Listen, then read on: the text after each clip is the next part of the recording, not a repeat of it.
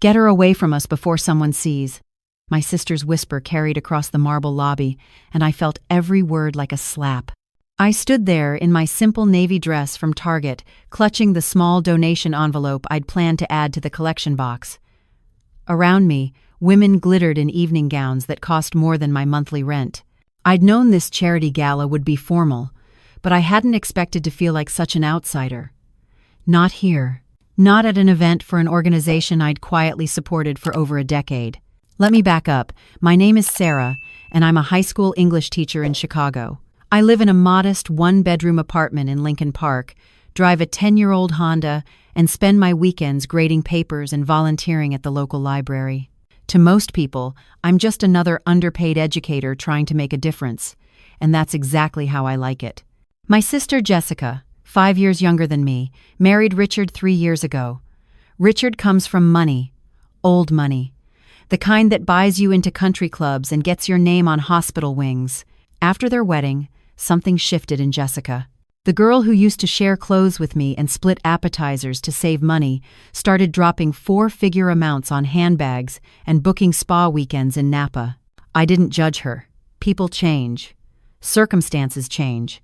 But what hurt was how she started treating me like I'd somehow become less than her. It started small. She'd suggest restaurants she knew I couldn't afford, then act surprised when I declined. She'd talk about her charity work, her junior league meetings, her tennis lessons, always with this subtle implication that my life was somehow lacking. That teaching teenagers about Shakespeare was cute, but not quite on par with her philanthropic luncheons. 6 weeks before the gala, Jessica called me. Sarah, Richard and I are chairing the Children's Hospital Foundation Gala this year. It's this huge event, very exclusive. I can probably get you a ticket if you want to come. It's $1,000, but I know you care about the cause. My heart sank. The Children's Hospital Foundation. I'd been supporting them anonymously since I was 23, right after our mother died from cancer. Mom had spent her final weeks in their care facility, and the way they treated her, the dignity they gave her when she had so little time left, it changed me. I'd set up an anonymous donor account, routing contributions through a trust my grandmother had left me. Over 12 years, I'd given them nearly $2 million. But Jessica didn't know that. Nobody did. I lived on my teacher's salary and let the trust grow, distributing chunks to the causes that mattered to me. It wasn't about recognition, it was about doing what felt right. $1,000 is steep for me right now, I told her honestly, but I'd love to support the cause. Maybe I can make a smaller donation? Oh, Sarah. Her sigh crackled through the phone. This isn't really about small donations. It's a networking event. Society people. You might not be comfortable. I'll think about it, I said quietly. 2 weeks later, an invitation arrived at my apartment. Heavy cream cardstock. My name, handwritten in calligraphy. I called the foundation office to ask about it. Miss Chen? The coordinator sounded delighted. Oh yes, we always send our major donors personal invitations. We'd be honored if you could attend. And of course, your ticket is complimentary given your long-standing support. I hadn't told them I was coming. They didn't know I was Jessica's sister. I accepted. The night of the gala, I dressed carefully. I owned one nice dress, navy blue, that I'd bought for parent-teacher conferences. I paired it with Mom's pearl earrings and the simple necklace my grandmother gave me. Looking in the mirror, I looked respectable, clean, professional, but standing in the lobby of the Four Seasons Hotel, surrounded by sequins and diamonds, I felt like I'd crashed someone else's party. Jessica spotted me first. I watched her face cycle through surprise, confusion, then something that looked like panic. She whispered urgently to Richard, then started walking toward me, her champagne-colored gown sweeping the floor. "Sarah, what are you doing here?" She smiled, but it didn't reach her eyes. "I was invited," I said simply. "Invited?" She lowered her voice. "Sarah, tickets were $1,000. Did you actually—" "The foundation sent me an invitation," I explained. "I RSVP'd last week." Her eyes narrowed. "Through the general admission?" "Sarah, this is really important for Richard's career. His colleagues are here. The mayor is here. I need everything to be perfect. And you," she gestured at my dress. "You can't just show up looking like you're going to a job interview." I felt my cheeks burn. I'm dressed appropriately. For a PTA meeting, maybe. She glanced around nervously. Look, I don't want to be rude, but Richard's boss is here with his wife. They're very traditional, very into appearances. If they see me with, she stopped herself. But the damage was done. With your sister who's just a teacher? I finished for her. That's not what I meant. But we both knew it was exactly what she meant. Before I could respond, a couple approached us. The woman was dripping in emeralds, her silvered hair swept into an elegant chignon.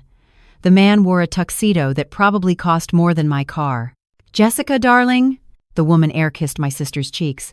What a magnificent event! You and Richard have outdone yourselves. Thank you, Mrs. Pemberton. Jessica's voice went up half an octave. We're so grateful you could attend. Mrs. Pemberton's eyes slid to me, curiosity flickering across her features. And who is this? I opened my mouth to introduce myself, but Jessica jumped in. This is Sarah. She works at a school. In education. Not my sister. Not even a teacher. Just works at a school. How nice, Mrs. Pemberton said with the kind of polite dismissal I'd seen 1,000 times. Education is so important. My housekeeper's daughter is studying to be a teacher. Sarah was just leaving, actually, Jessica said quickly. She just stopped by to drop off a donation. I started. It was so sweet of you to come, Jessica continued, her hand on my elbow, steering me away. But the program is about to start, and the ballroom is reserved for ticketed guests. I planted my feet. Jessica, I have a ticket. Sarah, please. Her voice dropped to a hiss. Don't make this difficult. I know you probably scraped together the money, but this isn't your scene. You'll be more comfortable watching from home. I'll send you pictures. Something inside me cracked. Not broke, I'd been bending for Jessica for 3 years, and I'd finally reached my limit. I belong here, I said quietly. I was invited. By who? Some mass mailing? She laughed, but there was desperation in it. Sarah, everyone here donates tens of thousands of dollars. They're sponsors, board members. You teach high school English. Let's be realistic about your contribution level. Jessica. I made myself breathe. I understand you're uncomfortable, but I'm staying. Her face flushed. Fine, but stay away from me and Richard. If anyone asks, I don't know you. She walked away, leaving me standing alone in the lobby. I could see people glancing at me, probably wondering who the underdressed woman was. Part of me wanted to leave, to spare myself the humiliation. But another part of me, the part that had watched Mom fight for her dignity in that hospital, the part that showed up every day for teenagers who thought nobody cared, that part, made me walk toward the ballroom. I found my table. Table 1, front and center, reserved for major donors. My place card read, Miss Sarah Chen, Distinguished Benefactor. Jessica's table was number 8, toward the back. I sat down, and a waiter immediately appeared with champagne. Miss Chen, welcome. The executive director wanted me to let you know she's looking forward to speaking with you this evening.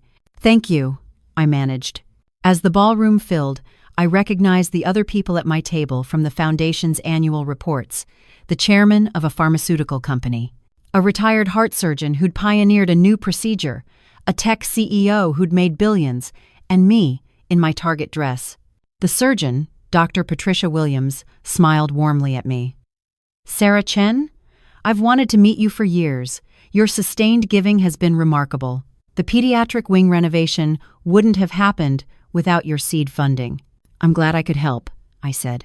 Are you in medicine? No, I'm a teacher. My mother was a patient here 12 years ago. Her expression softened. I'm so sorry, but what a beautiful legacy you've created in her memory. Across the room, I could see Jessica staring at our table, confusion clear on her face. She said something to Richard, who shrugged.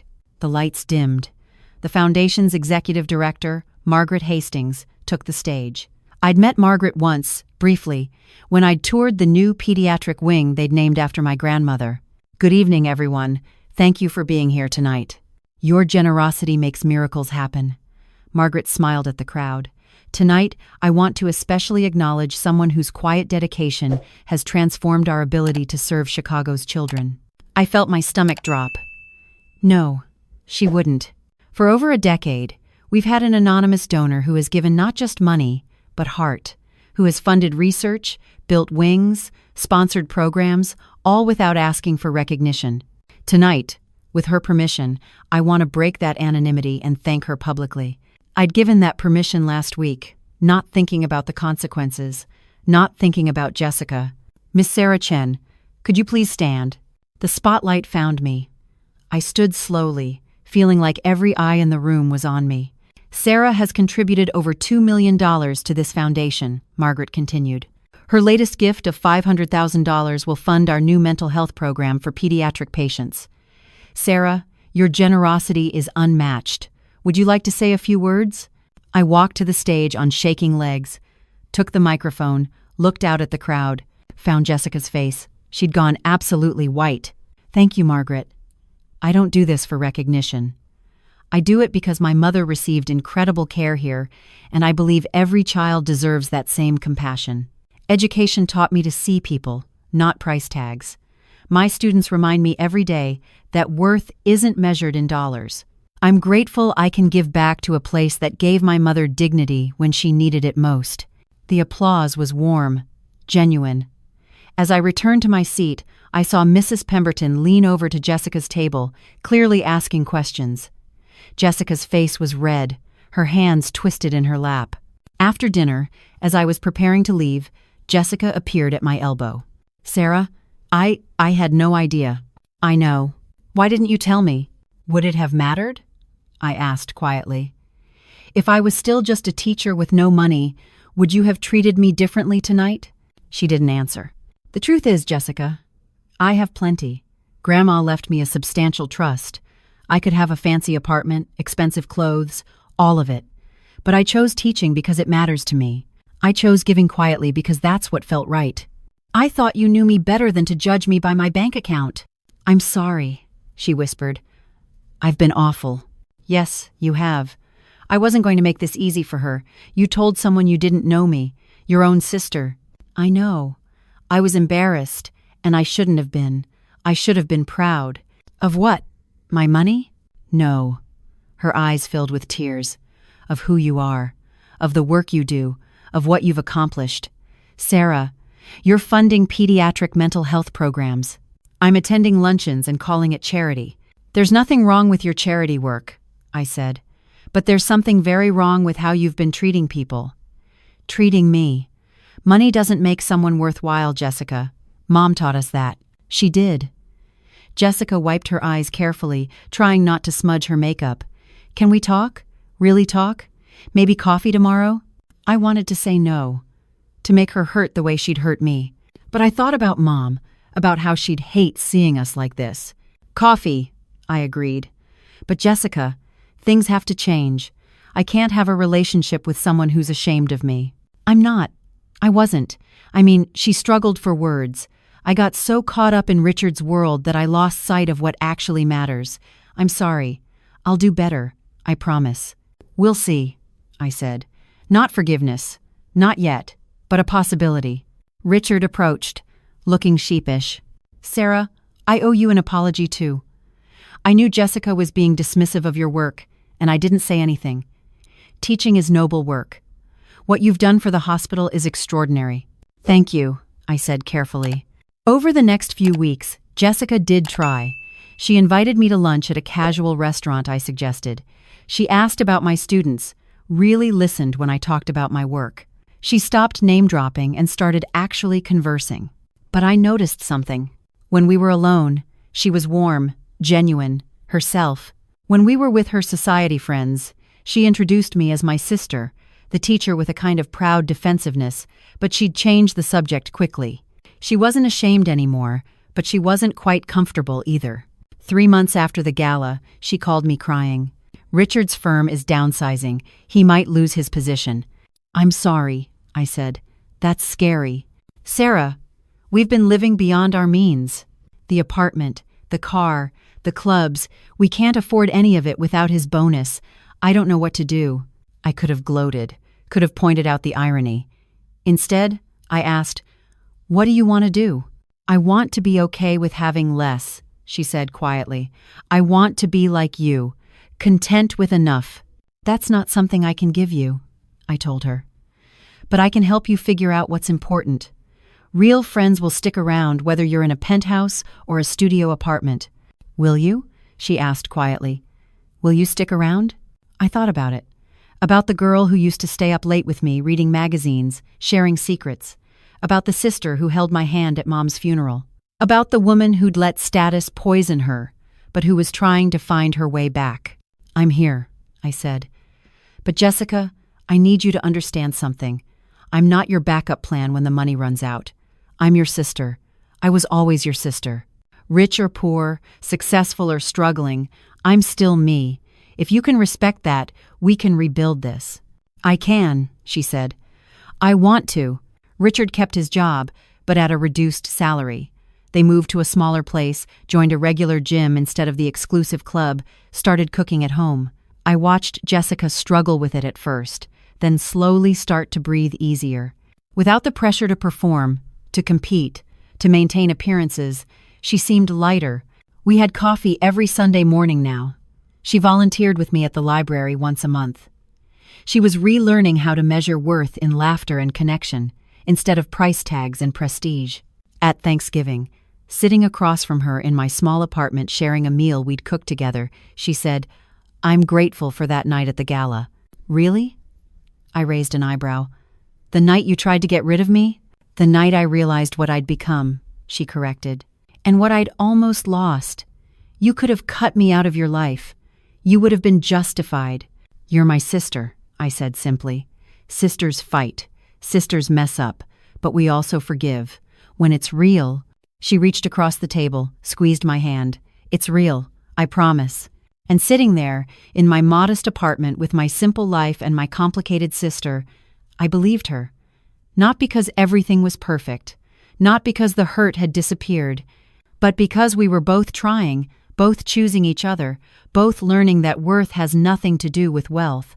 The Charity Foundation asked me to join their board. I accepted. Jessica came to my first meeting, sat in the public gallery, and applauded when I presented the new scholarship program for children of teachers. After the meeting, Mrs. Pemberton approached me. "Your sister seems very proud of you." "She is," Jessica answered before I could. "She always has been. I just forgot to show it for a while." Mrs. Pemberton smiled. "It takes wisdom to admit our mistakes. Both of you are remarkable women." As we walked out together, Jessica linked her arm through mine. "Thank you for not giving up on me. Thank you for finding your way back," I replied. "We're still rebuilding. Some days are better than others." She still occasionally catches herself judging by appearance, and I have to remind her. I still sometimes hold back, afraid of being hurt again, and she has to prove herself. But we're trying. And in the end, that's what family does. We mess up, we hurt each other. And if we're lucky, if we're brave, we find our way back to what matters. Not the money, not the status, just each other.